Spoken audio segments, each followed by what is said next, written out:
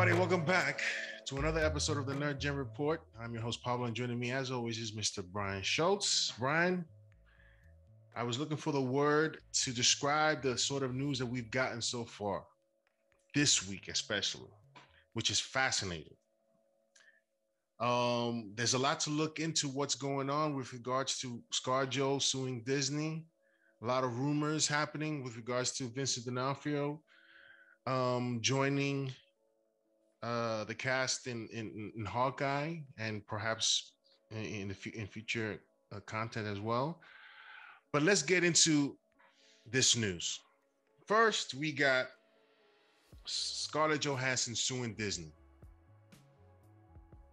I understand where she's coming from, because she's suing Disney due to the fact that, due to the fact that all the other films that's come out, they've reached a certain number, and she wanted or expected, or her team expected, a piece of that. Brian, tell me, does she have a point? Does her team have a point? And what did you think about Disney's response to her? Yeah, look, I mean, I think Scarlett Johansson just turned Disney offices into her own personal red room that she's going to seek some vengeance on here. I think, I think the bottom line is her representation apparently has been on Disney's back for 2 years about this. And the reason is the contract structure, right? You get paid a salary up front, and then you get a percentage of the take, percentage of the back end. So they're looking at movies like Captain Marvel in particular, I think, which did over $1 billion, and saying, okay, that was pre-pandemic. We've got a better reviewed film, and we should have been doing $1 billion had COVID not happened. And now you have this simultaneous Disney Plus release, and between that and sort of theater recovery, it's artificially depressing the box office results. And as a result, it is artificially depressing Scarlett Johansson's compensation for the film. Now, her agents are estimating she's going to be $50 million short because of the strategy. That's obviously based on a very rosy projection for what the movie would have done in theaters only with no pandemic. But that's what they want her to get paid on. So the negotiation and the settlement probably winds up somewhere in the middle. And Disney has every right, and sort of no surprise, they're going to posture the other way and kind of say, well, like, look, this was good for everyone, and everyone agreed. And, ScarJo's people are going to say, no, pay us. This is not the first time this has happened. John Krasinski, Emily Blunt went through this with Paramount, I think around the Quiet Place sequel and their production company. This is obviously a different version of it, but when Warner Brothers moved all their stuff to day and date release on HBO Max, they then had to go through and pay a lot of the talent to basically compensate them for the lost back end. It's just part and parcel of an industry in transition. I mean, you have legacy contracts, and now they're being now the world is handling movies differently. The next gen contracts won't have this issue because it will account for the new structures. So you just have this one collection of deals, some of which are very high profile, where the studios and the talent need to get together and figure out some middle ground that honors the spirit of the original contract, but also allows for the fact that theaters are not back to 100%, and the studios have an obligation, sometimes to public shareholders, to do the best they can financially to get their projects out there. Hence the announcement a few weeks ago regarding Marvel doing their contracts going forward are going to be a little bit different. If this movie would have been released after Civil War, does it make $1 billion? I still think it would have come up a little bit short of that. I think Captain Marvel is a bad analog because of the Endgame connection. I think my theory is that's kind of a $700 million movie that's masquerading as $1 billion movie because it was the last film connecting you to Endgame, so everyone went to see it. But this one would have connected you to the Infinity War. Nah, but see, not in the same way to me, because I feel like it did in the sense of chronologically, but I feel like the stakes of the villain and the story were self-contained. There really wasn't anything about the Red Room that you had to understand, or Taskmaster or Rykov, that had any bearing on Infinity War. Whereas the point of Captain Marvel was going to be sort of this ace up the sleeve of the Avengers in the final showdown with Thanos. Like, that character meant a lot more, I think, to the broader narrative.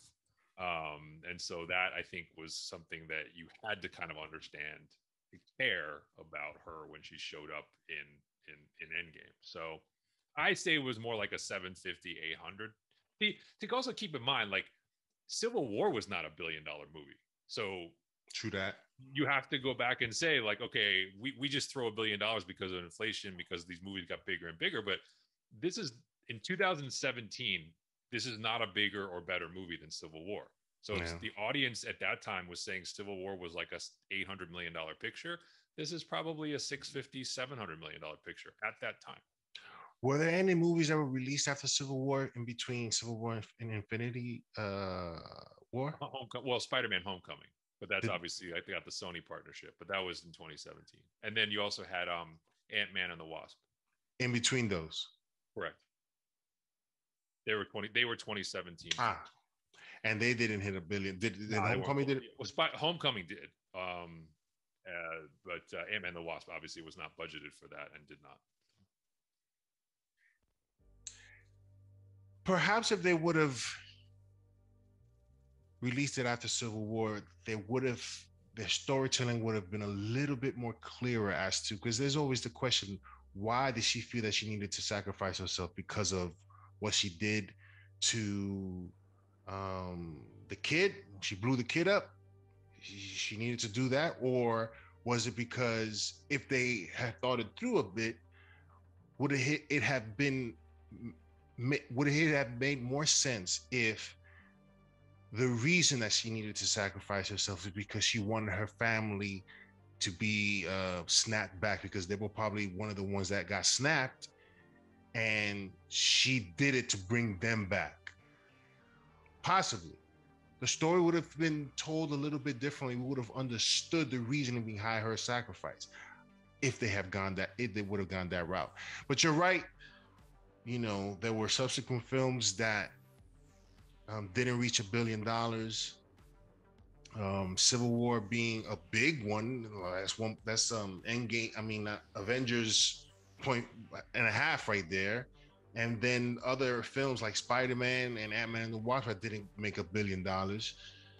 So yeah, would it have made sense for them to sort of go, let's say they do an average of all the films that they've done and come up with that number? Yeah, I think what's going to happen is they're going to come to the table, and Disney's going to do more of what you're talking about. They're going to take all the Avengers movies out and say those are team ups, they don't count. Yeah. And they're probably going to take the average all the way back to Iron Man 1, maybe adjust it for inflation, and say, or maybe they'll do something like, we'll take all the origin films and we'll average all the origin films. And that's what they're going to say is the number.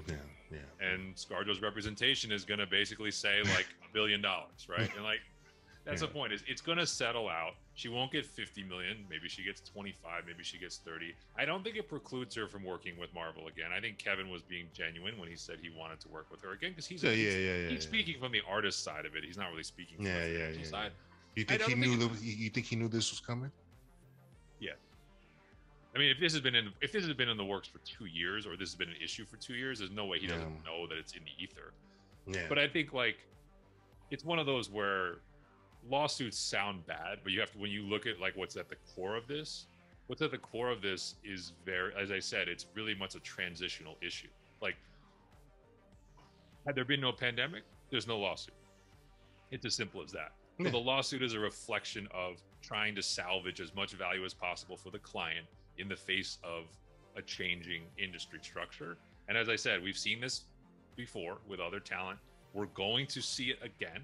Especially, I mean, we don't have to get into a huge Delta variant discussion, but like, as we start to see mask mandates coming back and things that are changing, like I would say, like the outlook for the theatrical business has clearly taken a turn for the worse in the last couple of weeks. Like we're backsliding, and that's a whole other issue. But like that's going to lead to other negotiations and other challenges as we go through until we've cleared the pipeline, and now we're signing deals in the new era, which are going to reflect language about going to streaming, going to theater, going to a hybrid, like all of that's going to be in the new deals, but it's not right now. I hope like new talent actors and stuff like that don't come in with this thought process of what's that back end going to be, because at the end of the day, man, when you join a Marvel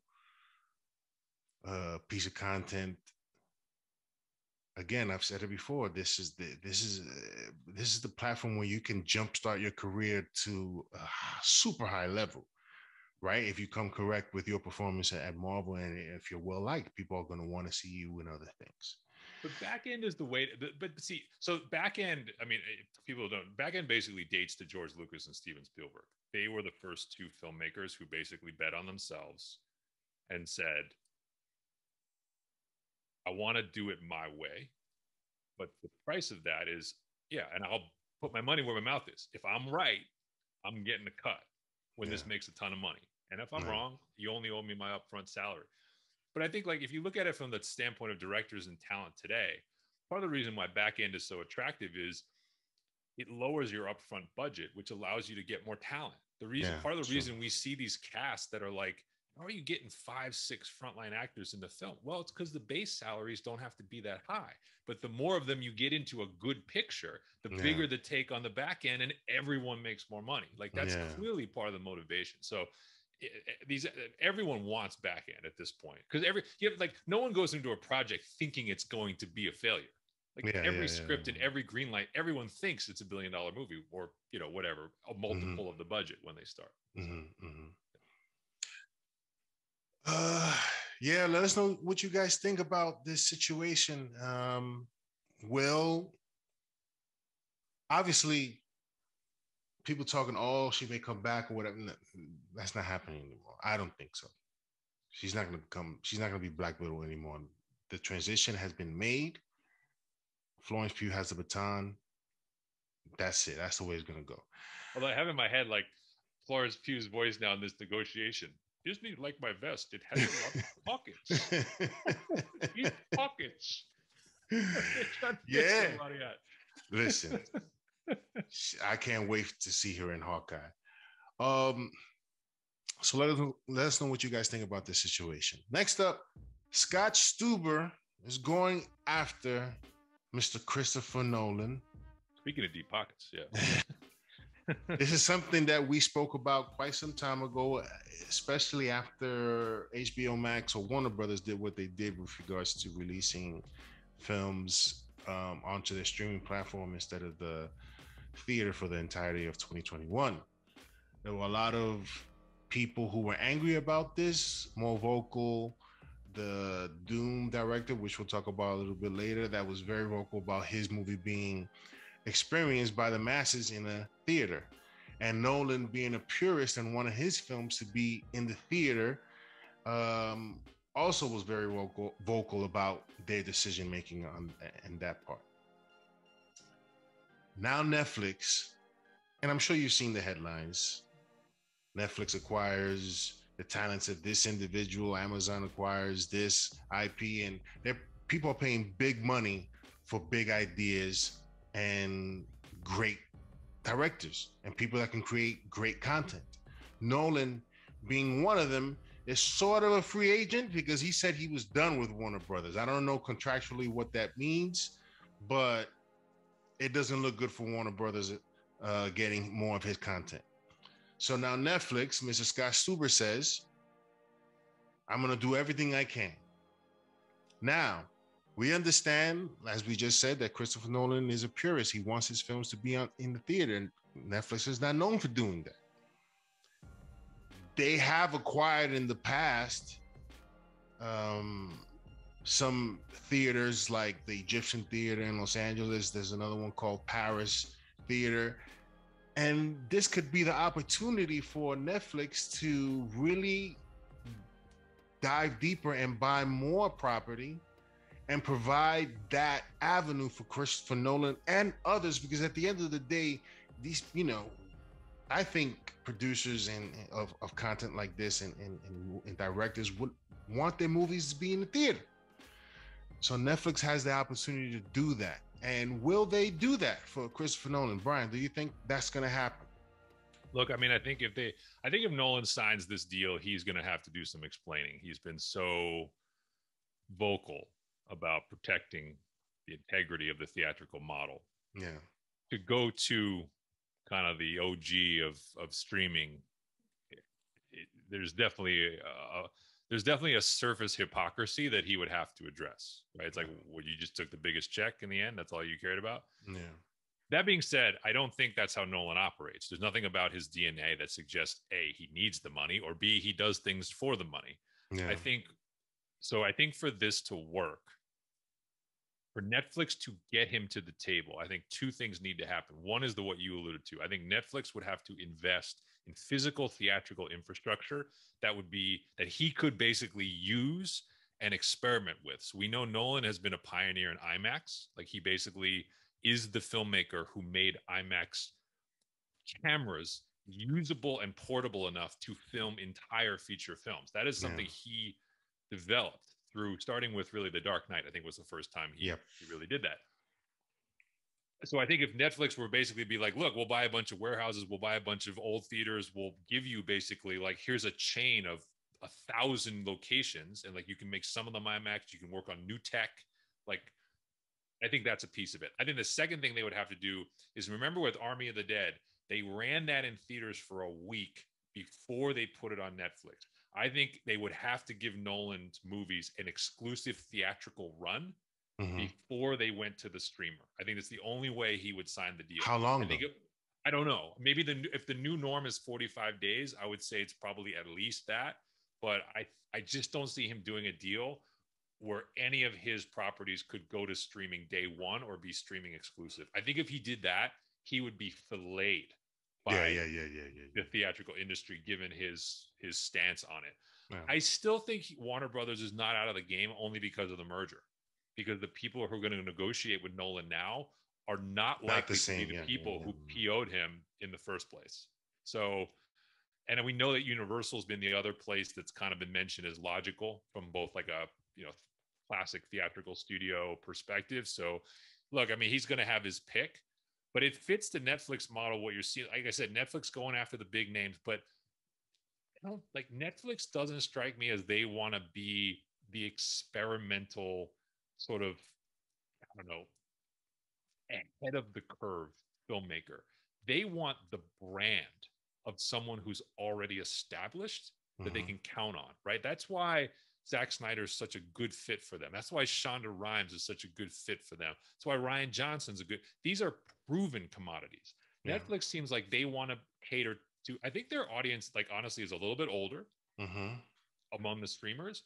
And so they're giving them those established people and established brands. They're not the ones who are going to bet on 25-year-old filmmaker with one film in the pocket and say, hey, go experiment and create. They want to say, like, I know what Chris Nolan's giving me every single time out.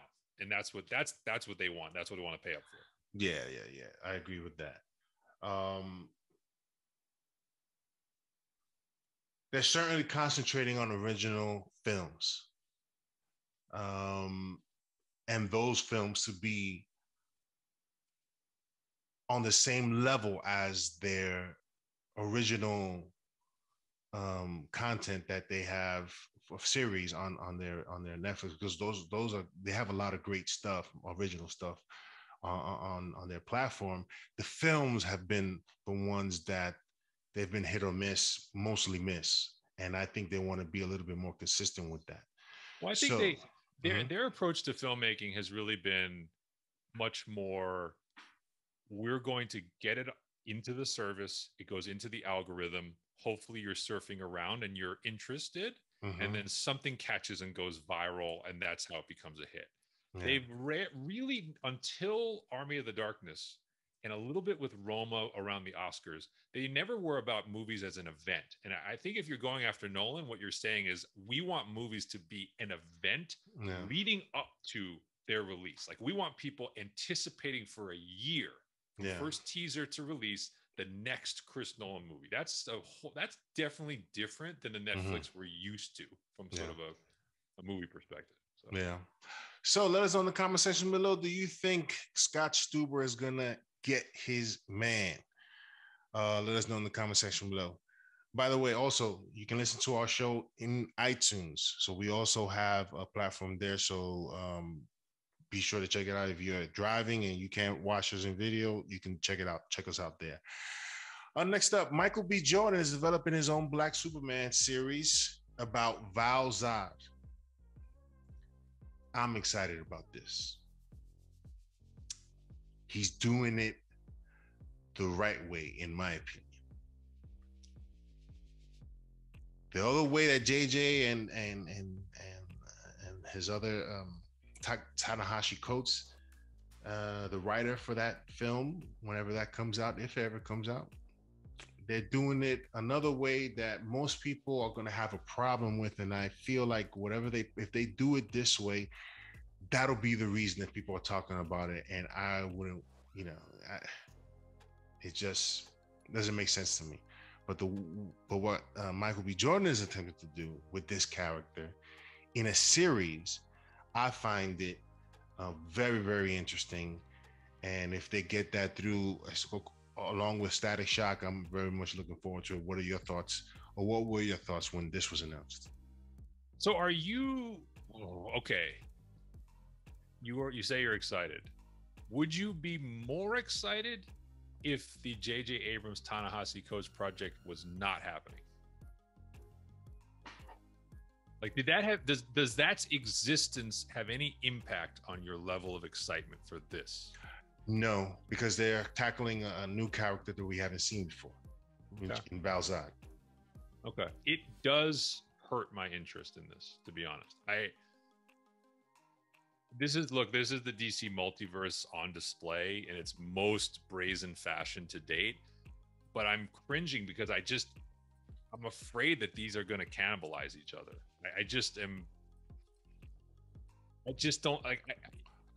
I think so. Part of my thought as to what's happening here, if we look at the sequence of events, because remember, like, people were asking Michael B. Jordan a lot about. They were asking about Superman before the J.J. Abrams Superman came out. When this hit, remember, he kind of was like, "No, I'm sitting this one out, watching to see what they do."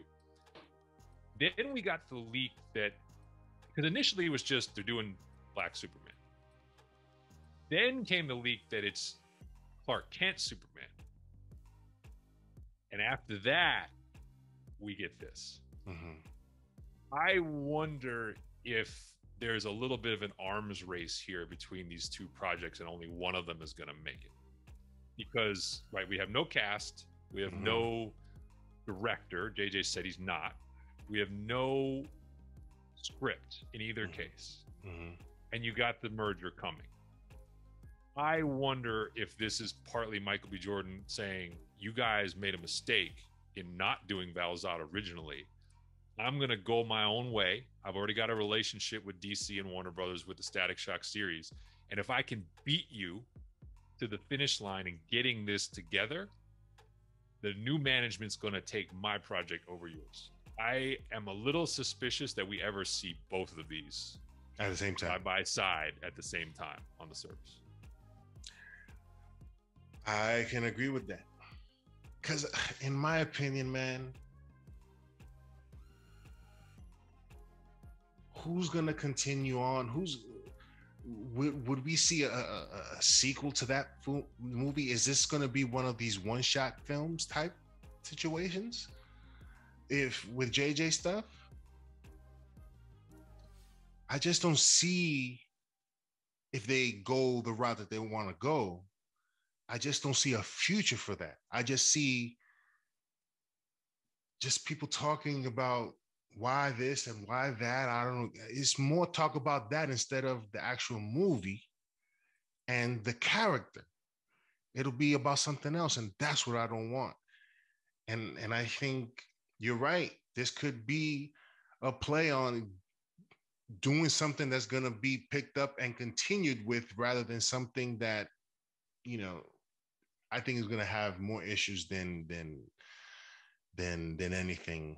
Um, that's just my opinion. Yeah, I think that's right. And I think Michael B. Jordan's also hit on something we talked about with Superman, which is that Superman needs rehabbing right now. Like, it's just the character needs to be reworked and redone. Now he's choosing to do it with a completely different alter ego and version of it. And by the way, if they do it, I hope they give them the budget, because this obviously the catalyst for Val-Zod is Darkseid annihilating the heroes. Yeah. Please give me that scene before please give me that before we start down the path of this. But look, I think if a Val-Zod Superman series is a good hedged bet way to try to rehab the character a bit. If that series is done well, it hits. Michael B. Jordan doesn't necessarily even have to be Val-Zod. He could be, but he doesn't have to be. Yeah. He's not Static Shock. We know that. Yeah. But if it hits as a series, you can always graduate it to the big screen. You could always then transfer it and make it a movie franchise. And I think we've argued that Superman as a series might not be the worst way to try to clear the deck a little bit with this character and get people kind of really, back in love and kind of back behind the idea of it. So I like his concept. As I said, I'm nervous about the side by side, and I think with the merger, I'm betting only one of these actually makes it to the finish line.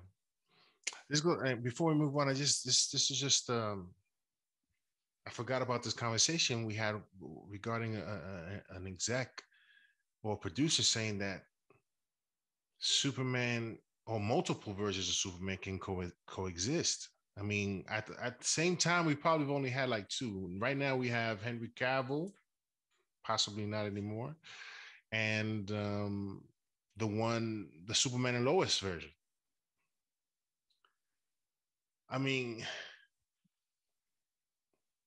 they could do it, but what you're talking about, I see that existing on two platforms, or existing on one platform, these different versions. One version is going to cause controversy, and the other one is going to be something straight out of the comics, and potentially the one that people are going to want to really get behind than the other. So can they coexist? I mean, I think people just want one. Like, people only see Tony Stark as Robert Downey Jr., one Iron Man, one Captain America, one Spidey, although that's going to possibly change. But we want some consistency in our character, not this one-off and then a different dude and then, But the common denominator to what the list you just gave is that everyone is happy with the incarnation that we have, right? So, like, no one's out there saying RDJ stinks as Iron Man, right? Like, his approval rating is off the chart. Yeah. Everyone's like, Tom Holland has captured the essence of Peter Parker. Yes. So that's different, because like now if you then want to introduce Miles Morales, or even if you want a cameo other multiverse Peter Parkers, at least people are like, all right, I know who my baseline original popular Spider-Man that I like is.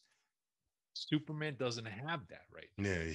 We think Cavill had it in him, but the reality is his on-screen performances aren't at that level to where there was universal acclaim for them. So that's the issue. It's like you're throwing 3 or 4 Supermen up on the screen when there isn't really a Christopher Reeve at the center of it. Yeah. I mean, some may argue, why can't Superman be different? It's not. Superman can be different. He just has to be good. And good in the sense like Christopher Reeve set the bar. There's nobody that has gotten close to that in my opinion. In terms of look, Henry Cavill looked fantastic as Superman. But as far as the character of Superman, he was just not someone that I connected with. But anyway, so much to discuss, and we got to get our Spider-Man show up and running, so that, because there's a lot to discuss there. But there's just a lot of things going on. So let us know what you guys think about Michael B. Jordan's Val-Zod series that he's producing. Let us know what you guys think. Are you guys looking forward to that, seeing that show, and Are you? And I want to know if you guys are excited to seeing J.J. Abrams and Ta-Nehisi Coates' version of Superman, if that ever happens. Next up, J.K. Simmons is returning as Jim Gordon. I did not quite understand this, and this is for the Batgirl series or movie or whatever it is. Yeah. Yeah. Yes, this is a movie apparently on HBO Max, who is being directed by the dudes that did Bad Boys 3, which everybody loved. Fine. So this, I mean, not that this is important, but then you start thinking, so what story they're going to tell, right? Obviously, this, Batman of Ben Affleck's Batman already exists, right? We've seen him on set. He's got his motors. He's got his bat cycle now. Yeah, it looked pretty dope. Definitely exists. Yeah. Yeah. So, is Jim Gordon's wife, black? Is Barbara Gordon adopted? What's the story? What story are you gonna tell me? So that's what I started thinking about. I still, now I'm a little bit more interested because of that Batman aspect being there, but now I'm asking these other questions that may not matter, but I'm curious to find out what story they're going to tell. What are your thoughts on this news of J.K. Simmons coming back? I love this. I love what J.K.'s doing, man. He has cracked the code. He's like the Robert Horry of comic book genre right now. That dude comes in off the bench, hits a couple of threes in like multiple teams, pockets championships, and he can still walk down the street, and there's no shade on him if the project doesn't work. Like, right? Look at what he's got going right now. He was loved as J. Jonah Jameson 20 years ago. He's back as the same character in New Spider-Man. So he's got that box checked. Yeah. It's not a lot of days work right there, right? That's 2-3 days on set, get paid. Everyone loves your character. Everyone writes about it. He's Omni-Man, MVP of an amazing show in Invincible. That show isn't nearly as good without his vocal talent. Yeah. So he's got that now in the pocket, and he's back as Commissioner Gordon in a couple of side things for DC. Like, that dude is raking money. For a couple days here and there, and he can still do his Academy Award level stuff in other projects. Yeah, he's definitely he's definitely keeping it moving and collecting checks along the way. I mean, what more can you ask for? I didn't particularly like his. I mean, not that I didn't like it. Yeah, not that I didn't like it, but he was just there for a couple of scenes and standing on a rooftop waiting for these dudes to come and say what he got to say, and that's it. So there was not much for him to do. I still haven't seen a performance, so I'm not going to say I didn't like his performance. There just wasn't enough of it for me to really say if I liked it or not. But I'm interested in this Batgirl movie. Let's see what happens there. Let us know in the comment section what you think about his return. Next up, when I saw this trailer, listen, I didn't like too much. I wasn't into too much the first Dune back in the 80s, I believe, right? Or 70s? Yeah, it's been done. It was 80s. Okay. It's a David Lynch movie starring Kyle MacLachlan. They did it as a big budget TV series on the Sci-Fi Channel about 20 years later as well. Mm-hmm. And then now this, the Passion Project of Denis Villeneuve. Yep. So when this was first announced, I wasn't particularly interested in seeing this film, or perhaps not, looking forward to seeing it in the theaters. But now, after watching that trailer, I'm interested. I'll be interested even more if the reviews are good. But I understand this, Brian. You understand the rage that he had for Warner Brothers in the decision making that they did in releasing this film on the streaming platform rather than in the theaters. This movie belongs in the theaters. Did you see the trailer? What were your thoughts on it? The reviews are going to be good because Denis Villeneuve is a top 5 filmmaker. I can pretty safely say, like, if there's any, I mean, the question about this film is less about the quality of it. It's much more about, is the mass market appeal for Dune out there? Yeah. Blade Runner 2049, I think, is a very entertaining, incredibly well filmed movie. Mm-hmm. It just didn't connect with a global audience. Like, it was a disappointment at the box office, even though it was very good.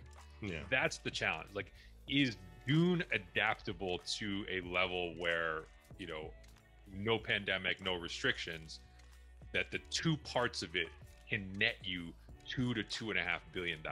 That's the question. And I still have doubts. Yeah. But I don't have any doubts about the quality. Look, I mean, the cast is amazing. You know, I mean, Chalamet is. This will be interesting. Chalamet's obviously been really accomplished as a dramatic actor, but to see him have sort of an action heroic bent, I think I'm really excited about. It was inspired casting, so I'm fascinated by that. But you can't go wrong. I mean, you got Momoa doing Momoa things as Duncan Idaho, Oscar Isaac in a good role for him, sort of that mentor role. We need to talk about Rebecca Ferguson at some point. I actually was watching Rogue Nation again the other day, and in my head I'm like, is that Sue Storm? File it away. She's pretty awesome actress who can do action and drama. Mm-hmm. But yeah, no, and the visuals look incredible, right? Arrakis looks amazing. The sand worm, I forget what I don't remember all the terms, but yeah, no. The what's this guy's name? Incredible. The guy that played Thanos. I forget his name. Josh Brolin. Yeah, Josh Brolin. Yeah, Dave Bautista as one of the villains. Like, the it's cast, loaded. But that is the reason why I think it's gonna make bank. Perhaps not what it would have made, no pandemic, but still people are going to go to see. I mean, this is being released simultaneously, right? In the theaters. It's not. It's theater only. Got to change. I think you got to change because they greenlighted it as 2 parts. Yeah. And I think he was basically going to walk and say, I'm not going to make the second part unless you change the format. That may have gotten him what he wanted. I mean, it makes sense. It's the right move. You make this for a theater only experience, I guess, for the 45 days or whatever. But this movie definitely belongs in the theaters. And I, for one, will go see it, Brian. Oh, I'll go see it too. But I will say, like, obviously with the backdrop we have, the budget that's behind this thing needs a lot of money. And like the environment's getting a little more hostile right now as far as, you know, reopening. I'm just saying, like, this is one that in the back half of this year would not put it past them pushing this into 2022. Let me ask you this, Brian. If I went into your office and say, "Hey, Brian, this thing that was going on with the pandemic is not looking good right now. Should we at least put on the table the possibility of offering also as well on HBO Max, but with a fee?" Would you think about that? Being I mean, like you said it. Yeah. Things aren't looking good out there. I'm just saying, like, I'm not debating the merits of whether it should look good. I'm just looking at what policymakers are doing in other countries and here at home. I hate to say it, but like this movie, some of the Marvel calendar, I know there's been a lot of chatter. Why is there no Spider-Man trailer? I think part of it's because that release date calendar is getting fluid again. I'm just in the back of my mind, it just feels, and you look at Black Widow's box office, great start, petered out. We're not all the way back yet. And something like this, I agree with you. I actually, Godzilla versus Kong, I kind of lamented that it was not really there on the big screen comfortably to see. But that was like, I'll survive. Like this one, the quality is definitely a whole other level. Like, if that means pushing this to 2022 or summer 2022, I guess I would lean more in that direction. Yeah. Tough though, because they are promoting it, so they're spending money on that. And I get it, but. Let us know what you guys think about Dune and the trailer that came out. Are you more excited for this film? I'm definitely more excited for this film. We have a segment coming up. We're going to say yay or nay on whether or not some of these films are going to be the first to break 100 million opening weekend. But we'll do that a little bit later. Dune is definitely on that list. Next up, there was an article that was written about a DC writer. His name is David Goyer, who explained why Marvel movies are so much more successful than DC. And he stated it so eloquently that I can't like really say much more after what he said. I've been talking about this because, you know, I talked to you know, about this with some of my friends or whatever. And I find myself using too much energy and too much of my time trying to explain to them why Marvel is so much better. And he said, and I just got to read this excerpt real quick. Let me see if I can find it. And David Goyer, by the way, for people who forget, has played on both. He played on both sides of the ledger here. So he was the writer and creator of Wesley Snipes' Blade. And so now he directed the last one, which was not very good, but he wrote all three of them, I believe. And so that was his Marvel foray, and then he wrote Man of Steel. That's sort of the big entry into. I think he had writing credits on other films, but that's the big one that he wrote. There's no doubt, man, there's no doubt that David Goyer is a great writer. He's done some good stuff, but some of the more recent stuff that hasn't really hit over there at Warner Brothers, I think it has to do a lot more with Warner Brothers than with him. So he says this: I think one of the issues is that Marvel's had consistent leadership for the last 15 years or more, whereas DC hasn't. True. There have been all these changes in terms of who is running DC. That is fundamentally hard. It's hard to make any headway when leadership is changing. No one can disagree with that. One of the other things that made Marvel incredibly successful is all of their adaptations are true to the source material. This is a point that I argue all the time, and what makes Marvel Marvel. Ant-Man feels like Ant-Man. The Hulk feels like the Hulk. Well, the Hulk started off as the Hulk. He ended up as something else. They don't try to change things up. I would say they try to hew closer to what was the original intent. So it's having a consistent universe, having consistent leadership, and staying true to the material source. That has been the success of Marvel. In summary, we can go into a whole bunch of other stuff. What were your thoughts on this article, Brian? And yeah, you can't really say much to that.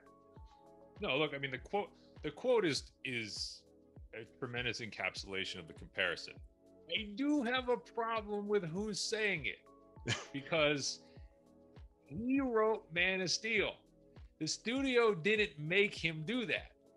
So when we talk about why is the Cavill Clark Kent so limited, so brooding, so dark, why does Superman kill Zod? David Goyer is the one. You can go back and find the quotes where he said, Christopher Nolan said, you cannot do this. And David Goyer is the one who said, we need to have Superman kill Zod. We need to have that decision. So yeah, your quote is great, but you're also the same guy who went way away from the source material in Superman. Yeah, I'm just saying. Yeah. That's a great point. I do remember reading something like that, but you refreshed my memory when you said Nolan said you can't do this. How dope would have been it would have been if it was actually Nolan doing this film and doing it the way he wanted to do it. I don't know. That would so weirdly, I don't think Chris Nolan was the right steward for Superman, because the studio was so hung up on the success of the Dark Knight franchise, which was a perfect fit for Nolan's talent and what he wanted to do. I mean, he basically was like, look, I want to make a crime. I want to make Heat. I basically want to remake. He said it. I basically want to make Heat, but I want to make Heat with Batman and the Joker. That was his goal. Superman's different. And I think Nolan was smart enough to recognize, like, that's not my character. Like, I love sci-fi, but that's not the character for me. So I actually really think like Chris Nolan highly conflicted, highly ambiguous lead. That's not really what Clark Kent is. And I think, Chris Nolan actually directing Superman may not have been an amazing movie. I think it would have been better than what we got because he's a better editor than Zack Snyder. But I don't know that it would have been like as transcendent as the Dark Knight series was. And even we would agree, I think, that the way Bruce Wayne is written in the Dark Knight franchise is not perfect. It definitely left room for improvement. I think where they knocked it out of the park was Heath Ledger was a grand slam. Gary Oldman, Morgan Freeman, like the pieces they put around, and then the visuals, the realism, grittiness. Yeah. That's what they hammered. But yeah, I don't think Chris Nolan's Superman. It's not one that I don't stay up at night wishing that I could have seen him direct Superman, because it's actually not the character I think is, best fit for him. Let us know what you guys think about David Goyer's quote about the differences between, well, not the difference, but the reason why Marvel is so successful over DC. Next up, there's a rumor going around that Vincent D'Onofrio will make an appearance in Hawkeye. Please. Was there ever any doubt that this was going to happen? Well, not the fact that Vincent D'Onofrio was going to be in Hawkeye, but that Vincent D'Onofrio wasn't going to be the Kingpin in whatever content they choose to put him in. You think Kevin wants to walk around answering questions about why didn't you choose Vincent D'Onofrio? Why did you go with this other guy? You think Kevin wants to do that? The Vincent D'Onofrio that gave us the Kingpin was the perfect actor for this role. It's the best Marvel villain, period. Yeah. And given two things, the Netflix shows, although they weren't connected for per se with the MCU, but they refer to it very lightly. So there's room to play with that. And the second thing, the multiverse, you can make anything happen now. Anything can happen now. But I didn't see anyone else playing this character, and I'm quite certain that there would have been hell to pay if he hadn't cast Vincent D'Onofrio as the Kingpin. What were your thoughts when you saw this? And this is just still a rumor, correct? Still a rumor. I had three thoughts. Number one, like I said, please make this happen. As I said, this is, even though it's not technically, as you said, MCU canon to date, this is the single greatest performance of a Marvel villain we have on the board. If you haven't seen it, watch the show just to see him. Yeah. It is fantastic. Both comics accurate, comics inspired. The way he ticks from sort of quiet and sinister to just brutally physical, it is, you cannot top it. Yeah. And my second thought was, Marvel see, like, there's a reason why Marvel see all the same things we see. We go and rank our shows. Where do we put Hawkeye? Put Hawkeye at the bottom, near the bottom, right? Yeah. Kind of Jeremy Renner, Clint Barton, whatever. And then it's like Marvel's looking at their board and saying, all right, so if they know more than we do about the performances. Like, so we've got Florence Pugh over here. She's about to go viral and crush it as Yelena Belova, and we'll put her in the Hawkeye series. We've got D'Onofrio, this high approval rating, transcendent villain. We'll put him in the Hawkeye series. And now all of a sudden, that series you weren't excited about might have a couple of really cool elements to it where you're like, I gotta watch this. And it's it's not rocket science what they're doing. They're distributing the talent in a way that every show becomes interesting. My third thought, I want to get your reaction to this. Mm-hmm. So we've got confirmation from this podcast, that Charlie Cox is back as of Spider-Man No Way Home. rumors that he's in the She-Hulk series, which is supposed to come late this year. Now we have rumors D'Onofrio is in the Hawkeye series, November of this year. Fascinating to me that you would have like those three projects all right around each other in the calendar being used as a way to bring in Charlie Cox and Vincent D'Onofrio into the MCU. Do you have a reaction as to just in terms of order? So Hawkeye's coming out before Spider-Man. We don't know exactly where She-Hulk's going to come out, but Spider-Man's near Christmas. So I'm assuming She-Hulk is going to come out kind of in between those shows. Does it matter to you what order they appear in on the screen? Like, would you rather see Charlie Cox for the first time in Spider-Man 3 or in She-Hulk? Does it matter if D'Onofrio comes before Charlie Cox? Doesn't matter to me. I feel like if they are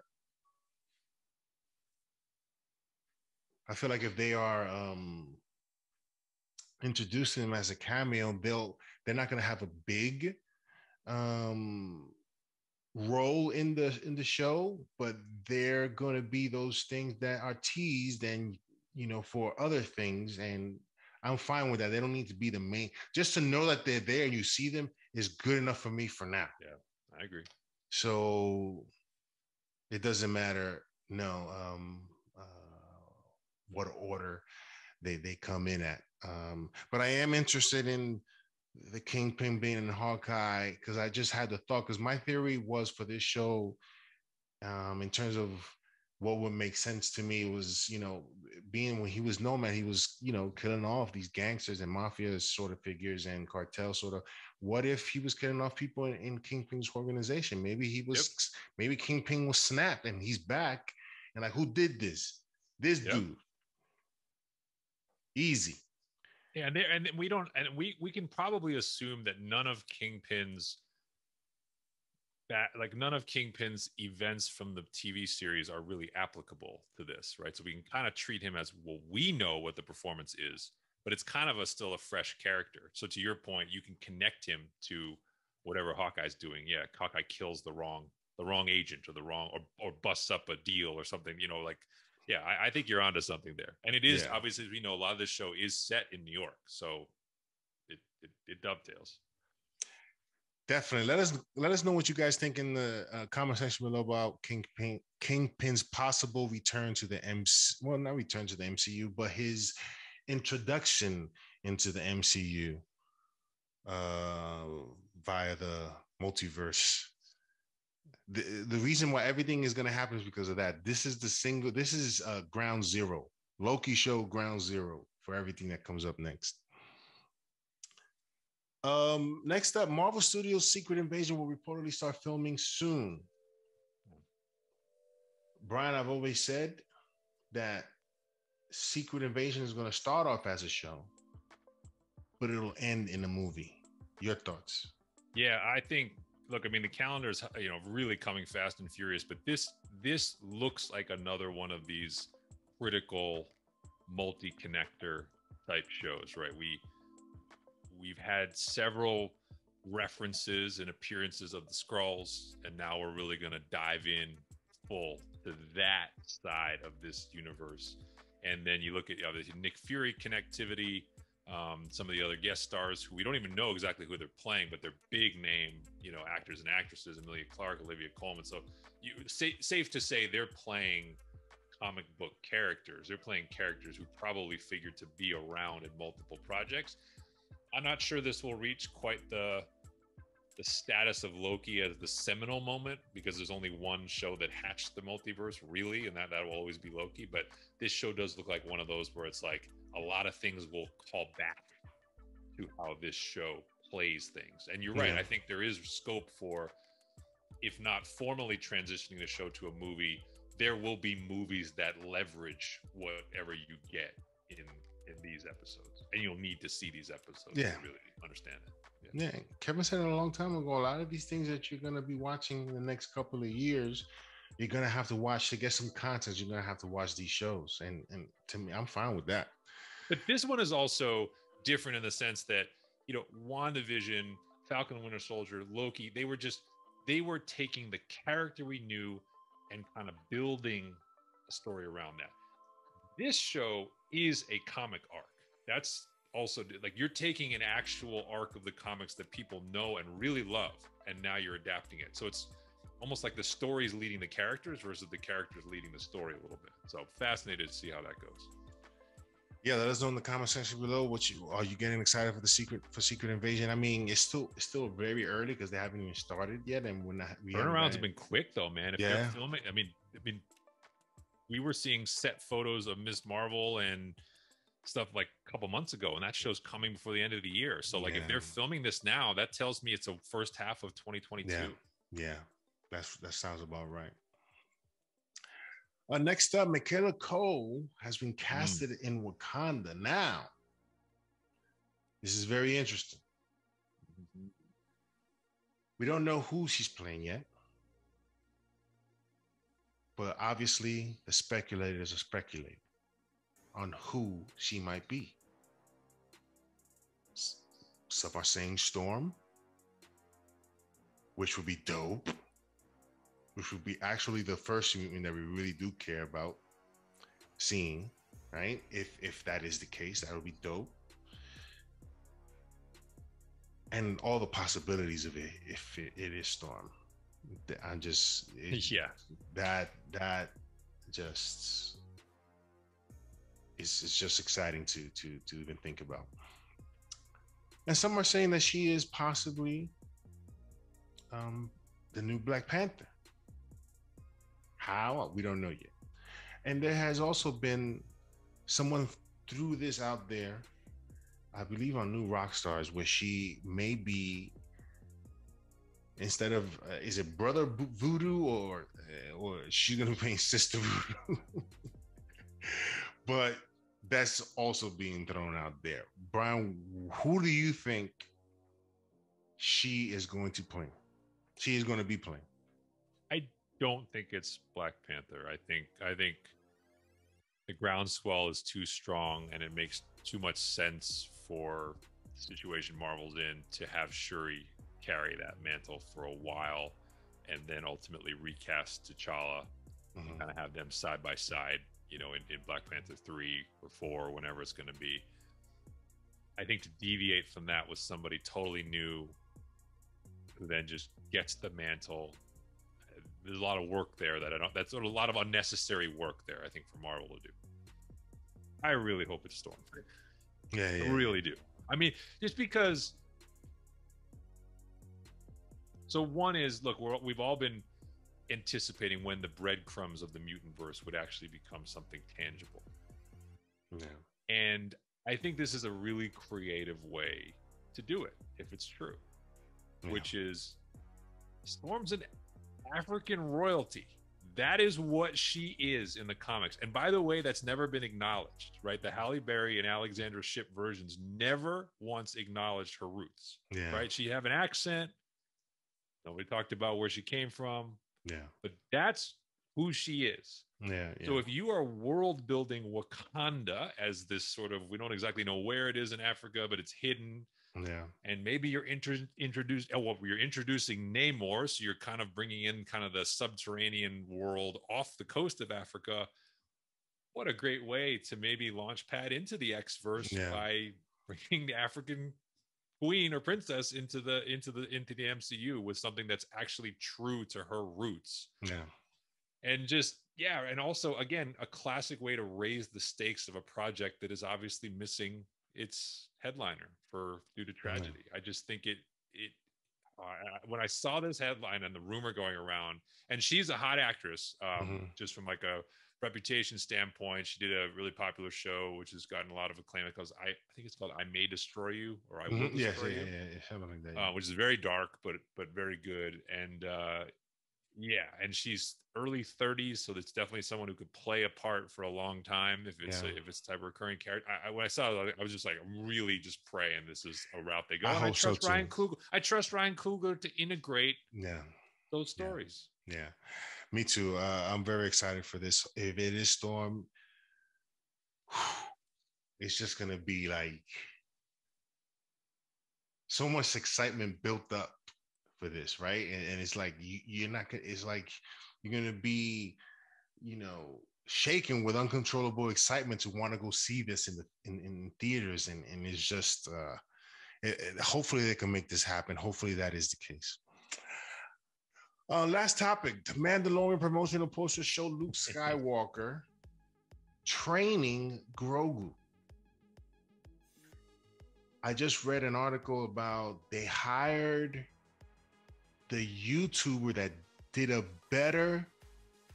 He did a deep fake, right? And he did a better job with the CGI for Luke Skywalker than Disney did. Disney did, yeah. And because to me, yes, seeing Luke Skywalker was dope, but make it more like you got all this VFX and you couldn't make him look good.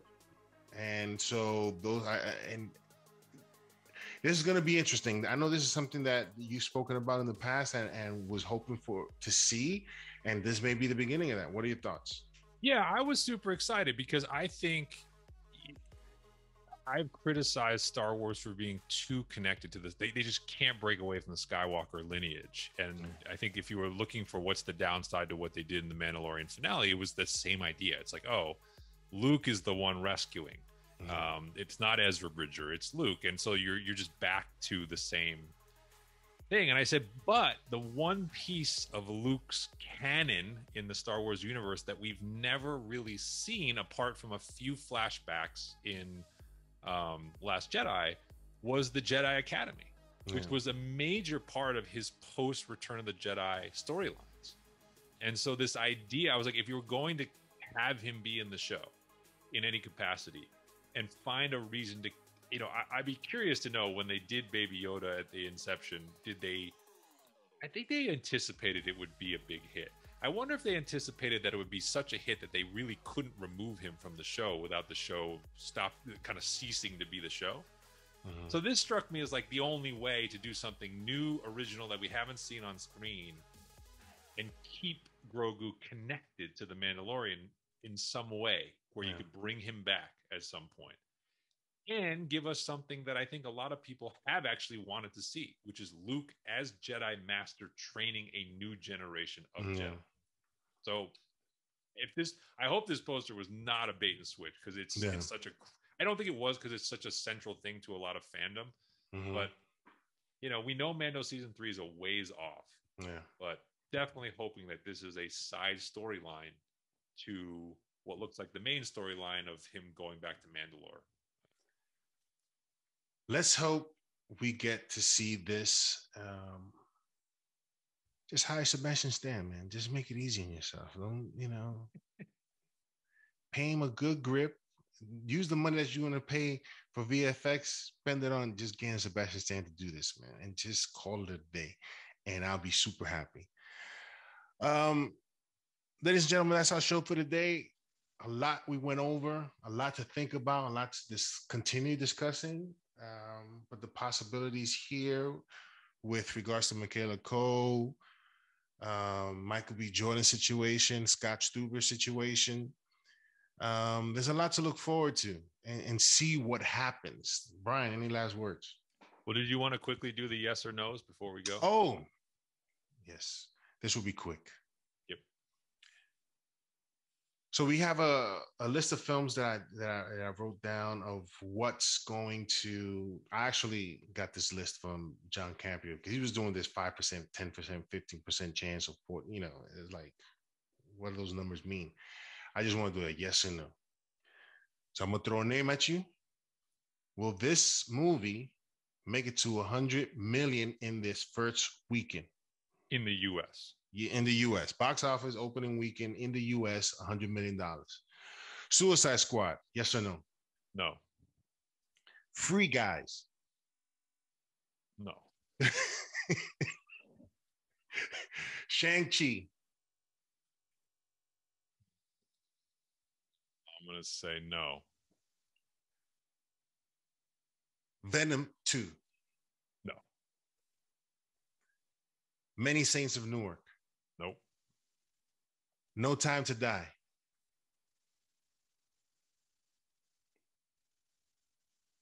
Yes. Halloween Kills? No.